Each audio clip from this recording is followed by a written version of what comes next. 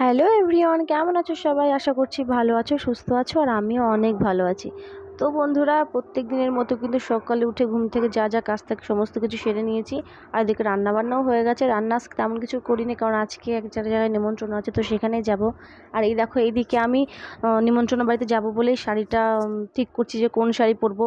তো নিমন্ত্রণটা হচ্ছে একটা শ্রাদ্ধ বাড়িতে, মানে আমার হচ্ছে যে, মানে শ্রাদ্ধ বাড়ি বলতে, হ্যাঁ শ্রাদ্ধ বাড়িতে নিমন্ত্রণ। তো আমার এক কাকা শ্বশুর মারা গেছেন, তো ওনারই কাজ আজকে, মানে খাওয়া দাওয়া আজকে, তো সেখানেই যাব।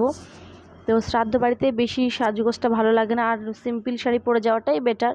তো ওখানে সিম্পল শাড়ি পরে যাব, বেশি একটা মানে খুব ভারী শাড়ি পরবো না, কারণ দেখতে ভালো লাগে না।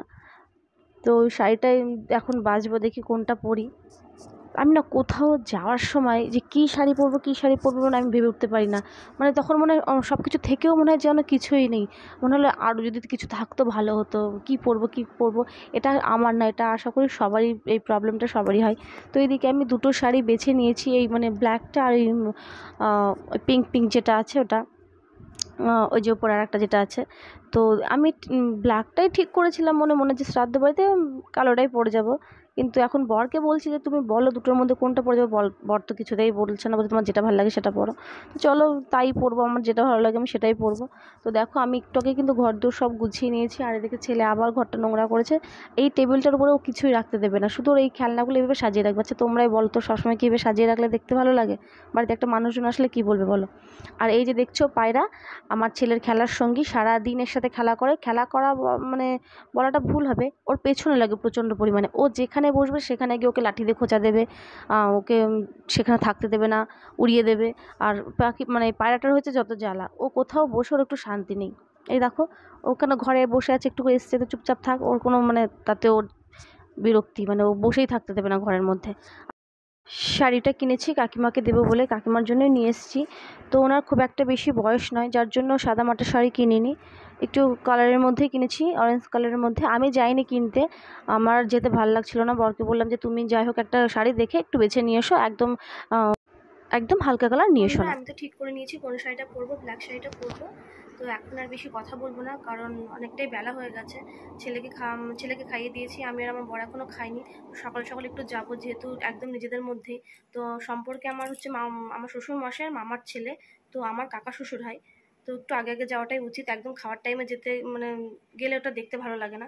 তো চলো স্নান টান করে রেডি হয়ে তোমাদের সাথে একবার দেখা করছি। তো বন্ধুরা, আমি রেডি হয়ে চলে এসেছি, আর এই যে ব্ল্যাক শাড়িটা পরেছি, তো তোমরা বলো কেমন লাগছে ব্ল্যাক শাড়িটা পরে।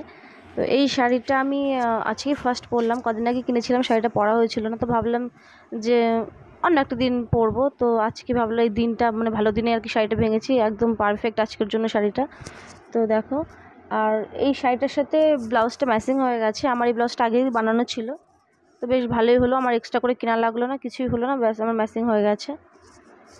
আর তো এদিকে ছেলেকেও স্নান করিয়ে রেডি করে দিয়েছি, আর বর এখন রেডি হয়নি, বর গেছে স্নান করতে। তো বরের জামা কাপড় সমস্ত কিছু বার করে রেখেছি। তো বেলা অনেকটাই হয়ে গেছে, অনেকটাই বেলা হয়ে গেল, প্রায় 1টা 1:30 বেজে গেছে এখন, 1:30 বাজে। তো আর দেরি করাটা উচিত হবে না, বেশিক্ষণ লাগবে না যেতে, কাছাকাছি 5 মিনিট মতো লাগবে যেতে। তো সিম্পলের মধ্যে সেজেছি, কারণ শ্রাদ্ধ বাড়িতে তো অত সাজটা ঠিক ভালো লাগে না। আর ওখানে গিয়ে কিন্তু আমি তেমন ভিডিও করতে পারবো না, কারণ আমার মানে ওখানে গিয়ে একটা স্বাভাবিক একটা কষ্টের একটা দিন আজকে ওদের, যাদের বাড়িতে যাদের আপন মানুষ যায় তারাই জানে কতটা কষ্টের। তো সেখানে গিয়ে ক্যামেরা বের করে যে আমি এই খাচ্ছি, আমি এই সেজেছি, এই যে সবার সাথে পরিচয় করে দেওয়া, এটা ঠিক আমার ভালো লাগে না। তো যারা করে তারা করে, কিন্তু আমি এই জিনিসটা একদমই পছন্দ করি না। তো তোমরা আমার মতে কারা একমত অবশ্যই আমাকে কমেন্ট করে জানিও। তো চলো, ওখান থেকে যদি বেরিয়ে অন্য কোথাও যাই তো তোমাদের সাথে অবশ্যই শেয়ার করবো। আর এই যে আমরা রেডি হয়ে গেছি তিনজনে, এবার আমরা বেরোবো। এদিকে দেখো, ছেলে আর বর কিন্তু একদম সেম সেম কালারের গেঞ্জি পরেছে, একদম মানে পাপা যা পরবে ছেলে সবসময় নকল করে যে পাপার মতো গেঞ্জি পরবো, পাপা যেই রঙের গেঞ্জি পরেছে সেই রঙের গেঞ্জি পরবো। এই যে ও রেডি হয়ে গেছে, তো চলো যাওয়া যাক। তো বন্ধুরা, আমরা তো ওখানে গেছিলাম ওই নিমন্ত্রণ বাড়িতে। তো ওখানে গিয়ে ভিডিওটা কিন্তু আর করিনি, কারণ আমি তো আগেই বলেছি যে ওখানে গিয়ে আমি তেমন কোনো ভিডিও করব না। আমি ফোনই বার করিনি ওখানে গিয়ে, খারাপ লাগছিল, কাকিমার সাথে একটু কথা বলছিলাম, কান্নাকাটি করছিল। তো সেই মুহূর্তে কি ফোন বার করে কি করবো বলো, তো ভালো লাগে না। তো আসার পথে যে রাস্তাটাই দাঁড়ালাম, তো ভীষণই ভালো লাগছিল রাস্তাটা দেখতে। দেখো কতটা সুন্দর লাগছে, এই গাছটার জন্য দাঁড়ালাম, এখানে একটু ছায়া ছিল, বেশ ভালো লাগছিল দেখতে। খুবই সুন্দর লাগছিলো জায়গাটা। আমি বরকে বললাম যে দাঁড়াও একটুখানি দাঁড়িয়ে যাই, বলছে কি দাঁড়াবে, চলো বাড়ি চলে যাই। আমি বললাম না, একটুখানি ঘুরবো তারপরে বাড়িতে যাব।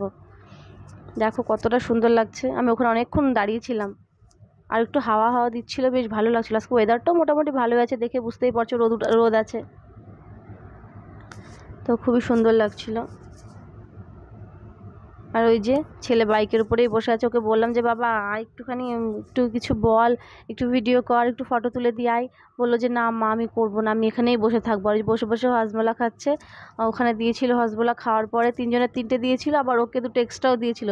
মানে 5টা, ও 5 প্যাকেটও নষ্ট করে ফেলেছে হাতে। মনে হয় একটা মানে হজমোলার 1 প্যাকেটের থেকে একটা বার করে ওটা নিয়ে মানে খাচ্ছে। আর এই যে দেখো বাড়ি একদম ঢোকার আগে একটা রাস্তা দেখলাম, যে এই জায়গাটা এত সুন্দর লাগছে। আমি বরকে বললাম যে তুমি একটুখানি দাঁড়াও, আমি একটুখানি ভিডিও করে নিই। মানে ভীষণ ভালো লাগছে আকাশটা দেখতে। দেখো চারিদিকে সবুজ, আর আকাশটা একটু মেঘলা মেঘলা মতো রয়েছে, খুব সুন্দর লাগছে দেখতে।